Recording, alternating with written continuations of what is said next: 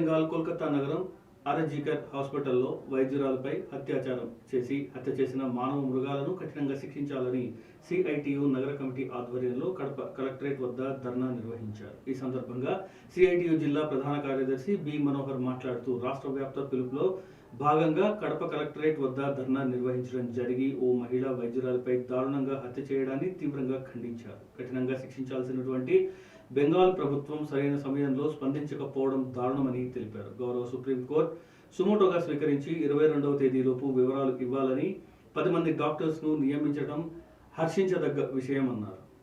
వైద్యురాలను చంపిన వారిని కఠినంగా శిక్షించాలని సిఐటియు ఆధ్వర్యంలో ధర్నా. ఈరోజు కరీంనగర్ కోల్కతాలో జరిగిన హత్య గురించి ఇక్కడ మన మనోహర్ అన్న అడిగి తెలుసుకుందాము.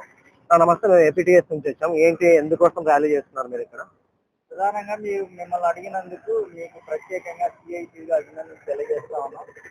9వ తారీఖు దేశంలో ఉన్నటువంటి వెస్ట్ బెంగాల్ కలకత్తాలో ఒక డాక్టర్ వైద్యురాలిపై మానవ మృగాలు చాలా దుర్మార్గంగా దారుణంగా అత్యాచారం చేసి హత్య చేయడాన్ని తీవ్రంగా ఖండిస్తూ వారిపైన చర్యలు తీసుకోవాలని చెప్పి సిఐటిగా ప్రత్యేకంగా మేము డిమాండ్ చేస్తా ఉన్నాం.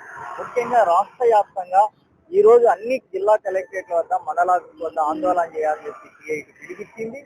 ఇందులో భాగంగానే కడప జిల్లా వ్యాప్తంగా కడప సిఐటి నగర కమిటీ ఆధ్వర్యంలో ఈరోజు కడప కలెక్టరేట్ వద్ద నిరసన జరుగుతూ ఉంది.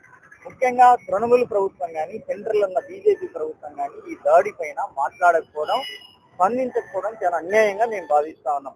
కోల్కతాలో మహిళల పైన దాడి జరిగితే చర్యలు తీసుకోవాల్సినటువంటి ముఖ్యమంత్రి గారు చర్యలు తీసుకోకుండా రోడ్డు మీదకి వచ్చి చర్యలు తీసుకోవాలని చెప్పడం ఏమిటి? ఆ ప్రిన్సిపల్ మీద ట్రాన్స్ఫర్ చేసి మళ్ళీ వెంటనే పోస్టింగ్ ఇవ్వడం ఏమిటి?